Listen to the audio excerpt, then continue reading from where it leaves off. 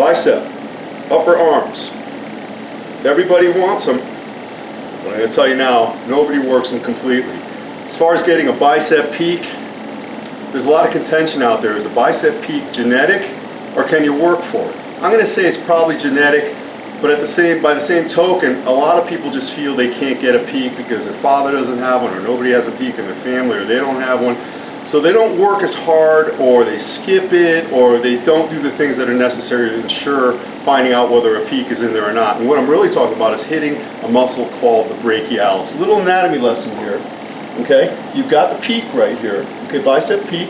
If you feel right underneath it, right in the middle of the arm right here, there's a little notch. Of course, you got the tricep and back. Okay, in between the bicep and the tricep is the brachialis. It's a muscle right here, and sometimes you could even feel that it gets a little more sore than the bicep and tricep for some reason. Now, brachialis is responsible only for flexion of the elbow.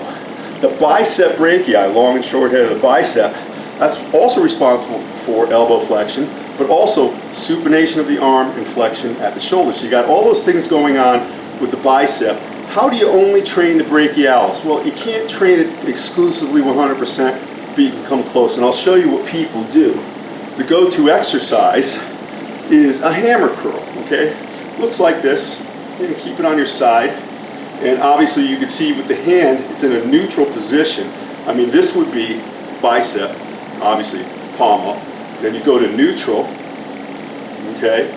You know, both sides. Let's have proper congruency of both sides here. Okay, so I'm feeling that, but even still, you're getting probably 50% bicep and maybe 50% brachialis. I want more brachialis.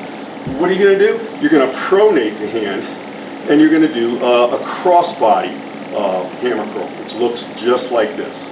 Okay, as always, you're really focusing. You're going slow. You're trying to get deep into that muscle, holding it at the top. But with that pronation, you're working mostly, you're still getting a little bicep in there, but it's mostly brachialis. And what's that going to do? You're going to grow your brachialis. It's going to help push the peak up, and it's also going to widen the bicep this way. You want a multi-dimensionalness, if that's a word, to your arm. You don't want just a peak. You want the tricep, you want the peak, you want the width, you want the definition. And the brachialis is also good for side detail of the arm.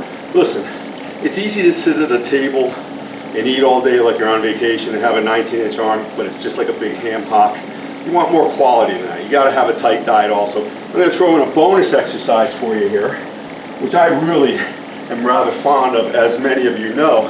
Learned this from Evan Centopani. It's called a plate curl. Now look what I'm doing with my arm. Okay, we've got neutral grip, and it's a good finisher.